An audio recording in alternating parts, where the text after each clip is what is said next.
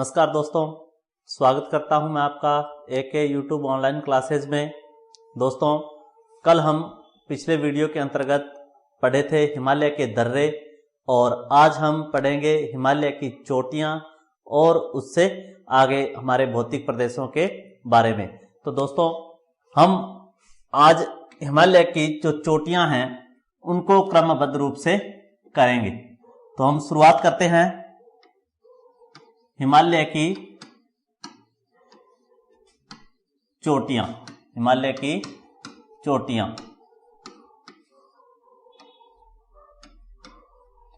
तो दोस्तों, जो हिमालय की चोटियां हैं, अगर हम उनकी बात करें तो हम क्रमबद्ध रूप से उन चोटियों की लंबाई और स्थान के बारे में लिखेंगे। हालांकि कुछ चोटियों के बारे में हम पिछले वीडियो में चर्चा कर चुके हैं, परंतु हम उसको सारांश रूप में एक जगह अब यहां लिखने वाले हैं। सबसे पहले हम बात करें हिमालय की सबसे ऊंची चोटी, तो सबसे पहले नाम आता है माउंट एवरेस्ट। माउंट एवरेस्ट का माउंट एवरेस्ट जो है दोस्तों, ये नेपाल में है और 8,848 मीटर ऊंची चोटी है। माउंट एवरेस्ट जो है वो नेपाल में है, 8,848 मीटर जो है इसकी ऊंचाई है। नेक्स्ट दूसरी चोटी की हम बात करें तो दूसरी जो ऊंची चोटी है हिमालय की वो है दोस्तों K2, जिसे हम गॉडविन ऑस्टिन के नाम से भी जानते हैं। गॉडविन ऑस्टिन के नाम से भी जानते हैं। ये जो चोटी है दोस्तों, ये पीओके क्षेत्र में है। जब हमने ट्रांस हिमालय को पढ़ा था तो ट्रांस हिमालय की जो श्रेणी है काराकोरम, तो वहां हमने K2 चोटी का जिक्र किया था कि काराकोरम श्रेणी की सबसे ऊंची चोटी है और भारत की भी सबसे ऊंची चोटी है, जो पीओके में है वर्तमान में। परंतु यह जो क्षेत्र है वो भारतीय है, जिस पर पाकिस्तान ने सन 1948 से कब्जा कर रखा है। इसकी ऊंचाई हमने पढ़ी थी 8,611 मीटर। तो हमने इन चोटियों का जिक्र पहले कर चुके हैं। सबसे ऊंची चोटी हिमालय की है माउंट एवरेस्ट, जो नेपाल में है। वैसे नेपाल और चीन सीमा पर पड़ती है ये, इस पर भी विवाद है। यह लगभग 8,848 मीटर ऊंची है। दूसरी जो हमारी ऊंची चोटी है वो है K2। K2 जो है वो गॉडविन ऑस्टिन के नाम से भी जाना जाता है। यह पीओके क्षेत्र के अंतर्गत है और यह जो क्षेत्र है वो पाक अधिकृत कश्मीर है, परंतु अभी तक इस पर कोई नतीजा नहीं आया है। संयुक्त राष्ट्र संघ का कोई फैसला नहीं आया है, ये भारतीय क्षेत्र ही माना जाएगा। तो भारत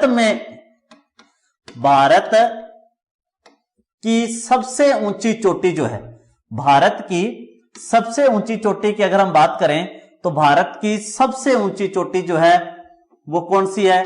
तो सबसे ऊंची चोटी, भारत की सबसे ऊंची चोटी है गॉडविन ऑस्टिन। कहां पर है? तो ये पीओके क्षेत्र के अंदर है और काराकोरम श्रेणी में स्थित है। इसके बाद में अगर हम संपूर्ण रूप से भारतीय क्षेत्र की बात करें कि संपूर्ण रूप से भारतीय क्षेत्र में स्थित हिमालय की सबसे ऊंची चोटी की बात करें तो संपूर्ण रूप से भारत में स्थित हिमालय की सबसे ऊंची चोटी है वो है कंचनजंगा। कंचनजंगा जो कि स्थित है सिक्किम में, अर्थात भारत में है ये, और ये लगभग जो है 8,598 मीटर ऊंची है। लगभग 8,598 मीटर ऊंची है। नेक्स्ट चोटी की हम बात करें तो कंचनजंगा के बाद में, इस पर आप ध्यान रखें इस प्रश्न को, कि संपूर्ण रूप से भारतीय क्षेत्र में स्थित सबसे ऊंची चोटी, अर्थात भारत में स्थित सबसे ऊंची चोटी वर्तमान में कौन सी है? तो वो है कंचनजंगा। देखो सर, ये दो प्रकार से ये प्रश्न जो है वो पूछा जा सकता है। एक तो देखो प्रश्न आए कि भारत की सबसे ऊंची चोटी, उत्तर होगा गॉडविन ऑस्टिन। अगर प्रश्न ऐसे आए कि हिमालय की सबसे ऊंची चोटी, तो उत्तर होगा कंचनजंगा। क्यों? क्योंकि गॉडविन ऑस्टिन जो है दोस्तों, ये हिमालय का भाग नहीं है, ये किसका भाग है? ट्रांस हिमालय की चोटी है, अर्थात ये हिमालय की चोटी नहीं है, ये ट्रांस हिमालय की चोटी है। क्योंकि काराकोरम, लद्दाख और जास्कर श्रेणियां हमने ट्रांस हिमालय में पढ़ी थी। तो अगर हिमालय की सबसे ऊंची चोटी पूछा जाए तो हिमालय की सबसे ऊंची चोटी होगी कंचनजंगा। इसके बाद में हम बात करें नेक्स्ट, तो नेक्स्ट चोटी आती है दोस्तों मकालू। मकालू जो नेक्स्ट हिमालय की ऊंची चोटी है वो है दोस्तों मकालू, और ये कहां स्थित है? ये नेपाल में स्थित है और लगभग जो है 8,481 मीटर ऊंची है। मकालू जो चोटी है वो नेपाल में है, लगभग 8,481 मीटर ऊंची है। नेक्स्ट जो चोटी है वो है दोस्तों धौलागिरी। धौलागिरी नेक्स्ट जो चोटी है वो है दोस्तों धौलागिरी, ये है नेपाल में, धौलागिरी नेपाल। दोस्तों एक हमने पढ़ा था धौलाधार, वो क्या है दोस्तों? हिमालय की श्रेणी है, जबकि धौलागिरी क्या है? हिमालय की चोटी है, नेपाल में है, लगभग 8,172 मीटर ऊंची है, 8,172 मीटर ऊंची है। तो धौलागिरी को याद रखें, धौलागिरी नेपाल में हिमालय की चोटी है, जबकि धौलाधार हिमालय की जो दक्षिणी श्रेणी है। हम बात करें उत्तरी पूर्वी पर्वतीय प्रदेश में हमने 3 श्रेणियां सबसे ऊपर पढ़ी थी, काराकोरम, लद्दाख, जास्कर, पीर पंजाल, और फिर उसके बाद में पढ़ा था धौलाधार श्रेणी को। तो इस तरह हमने उसको क्रमबद्ध किया था। तो यहां धौलागिरी की बात हो रही है, धौलागिरी नेपाल की चोटी है, 8,172 मीटर ऊंची है। नेक्स्ट बात करें नंगा पर्वत। नंगा पर्वत, नंगा पर्वत जो दोस्तों जम्मू कश्मीर में है, ये जम्मू कश्मीर में अर्थात भारत में है, ये भारतीय क्षेत्र में है और लगभग 8,126 मीटर ऊंची है, 8,126 मीटर ऊंची है। नंगा पर्वत पर क्या प्रश्न बन सकता है दोस्तों? एक तो कि हिमालय की सबसे पश्चिमी चोटी है, ये हिमालय की क्या है? पश्चिमी चोटी है, जम्मू कश्मीर में है। दूसरा, भारतीय भूमि में कंचनजंगा के बाद दूसरी सबसे ऊंची चोटी भारत की कौन सी है? तो हिमालय की दूसरी सबसे ऊंची चोटी है भारत में नंगा पर्वत, जम्मू कश्मीर में 8126 मीटर है, 8,126 मीटर ऊंची है। नेक्स्ट चोटी है दोस्तों अन्नपूर्णा। अन्नपूर्णा, अन्नपूर्णा जो चोटी है दोस्तों ये नेपाल में है और लगभग 8,072 मीटर ऊंची है, लगभग 8,072, जैसे कई किताबों में 78 भी दिया होता है, 8,072 या 78 मीटर ऊंची चोटी है अन्नपूर्णा। कई बार क्या होता है कि इन चोटियों का ऐसे क्रम पूछ लिया जाता है, या फिर कुछ चोटियां देकर आपसे पूछ ले कि कौन सी चोटी हिमालय में स्थित है या फिर नहीं है, या इन चोटियों को पूर्व से पश्चिम की ओर क्रम, किस प्रकार भी आपसे प्रश्न जो है इससे संबंधित पूछा जा सकता है। हमें इनके स्थान विशेष ऊंचाई भले ही याद ना हो, शुरुआती चोटियां हैं उनकी ऊंचाई हमें पता होनी चाहिए कि 3 या 4 चोटियों की ऊंचाई, 2 भारतीय चोटी जैसे नंगा पर्वत है, कंचनजंगा है, हम बात करें K2 की ऊंचाई और एवरेस्ट। बाकी जो चोटियां हैं उनके स्थान विशेष और उनका क्रम जो है वो आपको थोड़ा पता होना चाहिए। नेक्स्ट बात करते हैं हम नंदा देवी। नेक्स्ट जो हमारी ऊंची चोटी है वो है नंदा देवी। नंदा देवी जो है दोस्तों ये उत्तराखंड में है। नंदा देवी जो है ये उत्तराखंड में है। नंदा देवी को आप फूलों की घाटी के नाम से भी जानते हैं। लगभग 7,817 मीटर ऊंची है, लगभग 7,817 मीटर ऊंची है। तो नंदा देवी जो है उत्तराखंड में स्थित है और इसे फूलों की घाटी के नाम से भी जाना जाता है। और ये विश्व के जो हॉटस्पॉट स्थल हैं, जो जैव विविधता युक्त स्थल हैं, उसे उसमें भी नंदा देवी को शामिल किया जाता है। एक हिमालय की जो विशेषता है वो रह गई थी, उसके बारे में बता देता हूं कि जो सर्वाधिक भारत में औषधीय गुण वाले जो पादप हैं वो सबसे ज्यादा भारत में कहां पाए जाते हैं? हिमालय क्षेत्र में पाए जाते हैं और सर्वाधिक जैव विविधता भी यहाँ पाई जाती है। जो पूर्वांचल की पहाड़ियां हैं वहां जैव विविधता अधिक पाई जाती है, जबकि हिमालय क्षेत्र के अंतर्गत जो औषधीय महत्व के पादप हैं वो भारत में सबसे ज्यादा पाए जाते हैं। दूसरी बात करें कि राजस्थान में भी संबंधित करते हुए कि राजस्थान में भी जो औषधीय महत्व के पादप हैं वो हिमालय के बाद दूसरा सबसे ज्यादा औषधीय महत्व के जो पादप हैं वो सीता माता अभयारण्य जो है प्रतापगढ़ चित्तौड़गढ़ वहां पाए जाते हैं। तो यहां तक आप चोटियों का क्रम याद रखें। नंदा देवी उत्तराखंड में है, 7817 मीटर ऊंची है। नेक्स्ट की बात करें हम तो नेक्स्ट चोटी है कामेट, जो कि भारत में है और लगभग 7756 मीटर है। नेक्स्ट चोटी है कामेट। राज्य की बात करें प्रॉपर अपने तो है उत्तराखंड।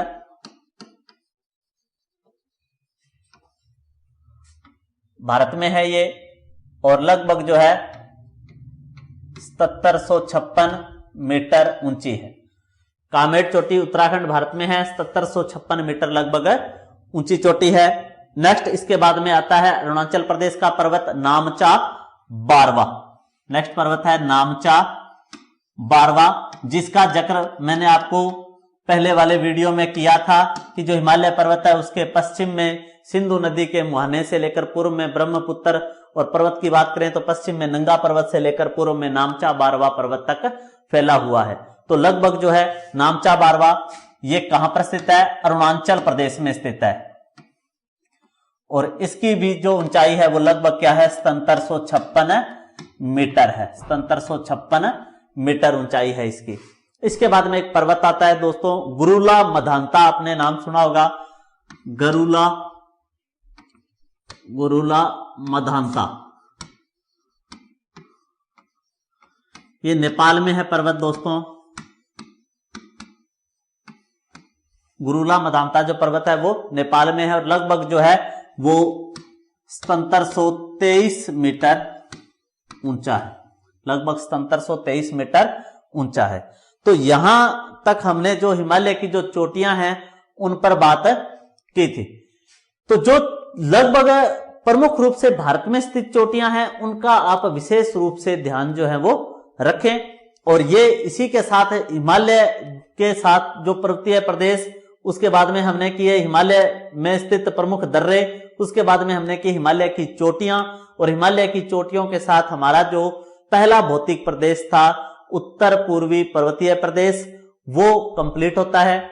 अब हम भारत में दूसरा जो भौतिक प्रदेश है उत्तर का विशाल मैदान, उससे शुरुआत करते हैं।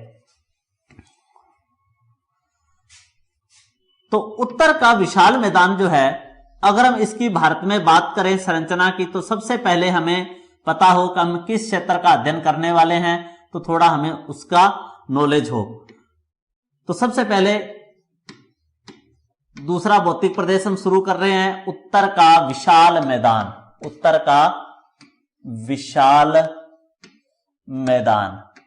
अगर हम दोस्तों उत्तर के विशाल मैदान की बात करें तो हिमालय के दक्षिण में जो क्षेत्र फैला है वह कहलाता है उत्तर का विशाल मैदान। इस हिमालय के दक्षिण में पंजाब, हरियाणा, राजस्थान, गुजरात,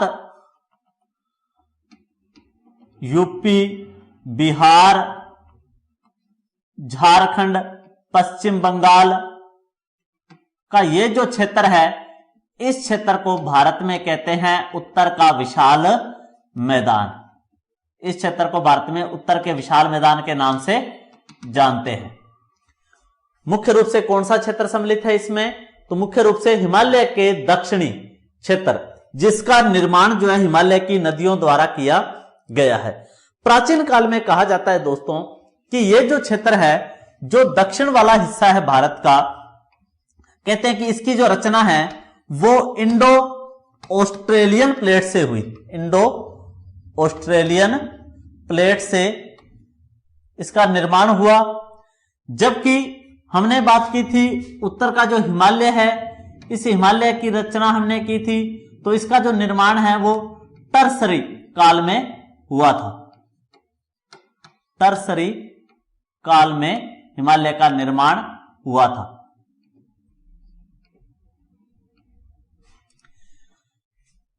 कहा जाता है कि प्रायद्वीपीय भारत और हिमालय के मध्य प्राचीन काल में यहां एक बहुत बड़ा गैप था। ये जो गैप है, इस गैप को हिमालय की जो नदियां हैं उनके द्वारा लाई गई गाद से भर दिया गया। धीरे धीरे ये क्षेत्र जो ऊपर उठता चला गया। यहां लगभग 2000 मीटर तक, लगभग 2000 मीटर तक जो मिट्टी का जो है जमाव हो गया और कालांतर में ये जो क्षेत्र है वो कहलाया उत्तर का विशाल मैदान। उत्तर का विशाल मैदान। तो उत्तर के विशाल मैदान का निर्माण किसके द्वारा हुआ है? तो हिमालय द्वारा लाई गई मिट्टियों से इसका निर्माण हुआ है। इस उत्तर के विशाल मैदान के अंतर्गत हम प्रमुख रूप से 3 नदियों द्वारा निर्मित या 3 तंत्रों द्वारा निर्मित मैदान को पढ़ेंगे। यह जो मैदान है उसकी लंबाई हिमालय के समानांतरी है। इसकी जो लंबाई है वो क्या है? हिमालय के समानांतर ही दक्षिण में लगभग ये 3200 किलोमीटर लंबाई लिए हुए है। जबकि है कहां ये? हिमालय के दक्षिण में, हिमालय के दक्षिण में। और इसका जो निर्माण किससे हुआ है? तो हिमालय की नदियों द्वारा अपने साथ जो भी गाद कंकर पत्थर जो है अपने साथ लेकर आए, उस गाद से धीरे धीरे ये जो गैप था ये बढ़ता चला गया और बाद में यह जो क्षेत्र है वो क्या कहलाया? उत्तर का विशाल मैदान। इस उत्तर के विशाल मैदान का निर्माण दोस्तों 3 प्रमुख नदियों द्वारा किया गया है। उत्तर के विशाल मैदान का निर्माण 3 प्रमुख नदियों द्वारा किया गया है। कौन सी 3 प्रमुख नदियां हैं जिन्होंने इस मैदान का निर्माण किया है? अगर हम उसमें बात करें तो इस मैदान का जो पश्चिमी हिस्सा है उसका निर्माण किया है सिंधु और सिंधु की सहायक नदियों ने। सिंधु व उसकी सहायक नदियों द्वारा।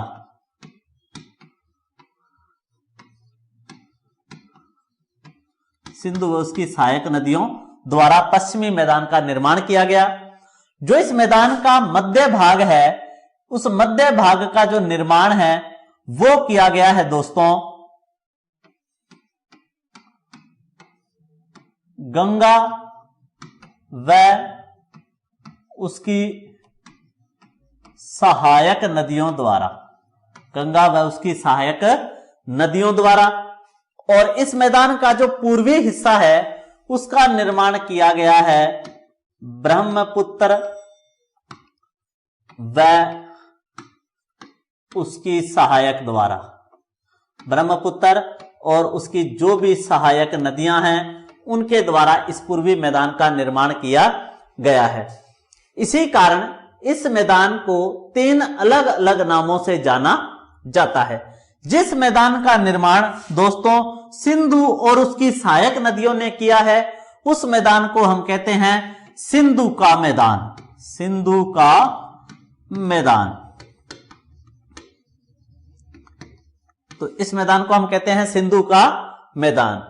जिस मैदान का निर्माण गंगा और उसकी सहायक ने किया है उसे हम कहते हैं गंगा का मैदान।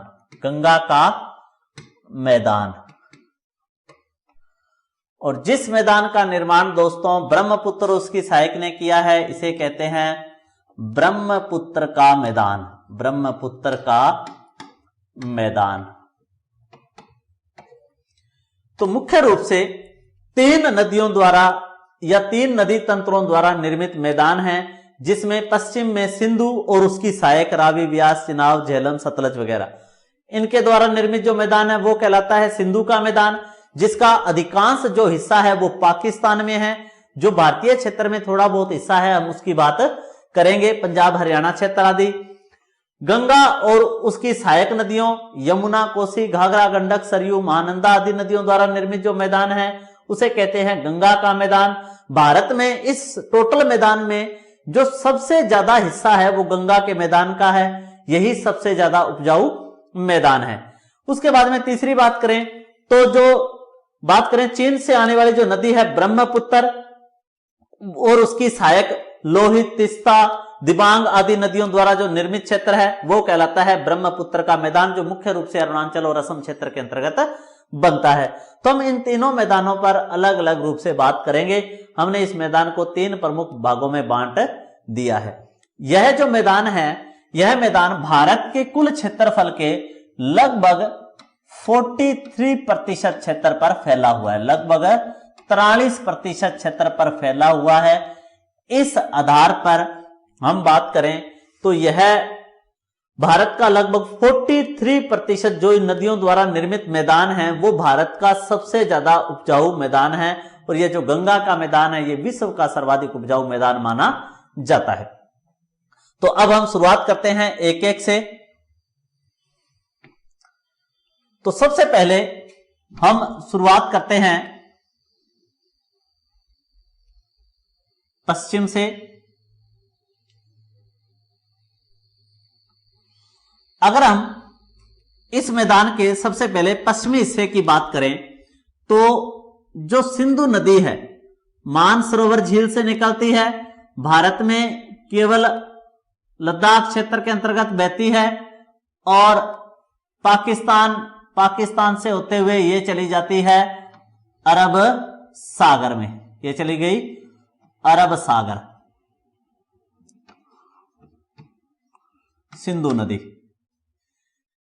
दोस्तों, आपको इस प्रश्न का उत्तर कमेंट बॉक्स में देना है कि सिंधु नदी किन 2 श्रेणियों के मध्य से होकर बहती है।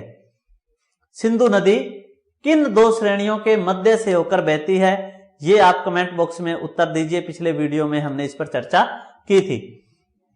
तो अब हम बात करें तो भारत में केवल इसका जो क्षेत्र है वो कौन सा है, जम्मू कश्मीर का कौन सा क्षेत्र, लद्दाख क्षेत्र। जम्मू कश्मीर का केवल लद्दाख जो क्षेत्र है वो इसके अंतर्गत, सिंधु नदी के अंतर्गत आता है। उसके बाद में सिंधु नदी अरब सागर में जाती है। अब जो सिंधु की सहायक नदियां हैं जिनका हम क्रम करेंगे उत्तर से दक्षिण की ओर, तो जो सिंधु की सहायक नदियां हैं अगर हम उनकी बात करें तो सिंधु की जो दूसरी सहायक नदी है वो आती है चिनाब। इसके बाद बात करें झेलम, रावी, व्यास और सतलज। ये सिंधु और उसकी जो सहायक नदियां हैं उनके द्वारा जो मैदान निर्मित होगा उसे हम कहेंगे सिंधु का मैदान। इस मैदान में जो सबसे दक्षिण में नदी है सिंधु की सहायक, वो कौन सी नदी है, वो है सतलज नदी। और सतलज नदी से संबंधित कल हमने बात की थी कि सतलज जो नदी है वो शिपकिला दर्रे से हिमाचल प्रदेश से भारत में प्रवेश करती है। सिंधु नदी, सतलज नदी और तीसरी ब्रह्मपुत्र नदी, इन तीनों का ही उद्गम जो है वो मानसरोवर झील से होता है। मानसरोवर तिब्बत के पास से इन तीनों का ही उद्गम होता है। तो दोस्तों, हम इस मैदान पर विस्तार से जो चर्चा है हमारी वो नेक्स्ट वीडियो में करेंगे। और नेक्स्ट वीडियो के अंतर्गत हम सिंधु का मैदान, उसकी विशेषताएं, वहां होने वाली फसलें आदि और गंगा का मैदान, ब्रह्मपुत्र का मैदान, इन पर विस्तृत चर्चा करेंगे। धन्यवाद। जय हिंद, जय भारत।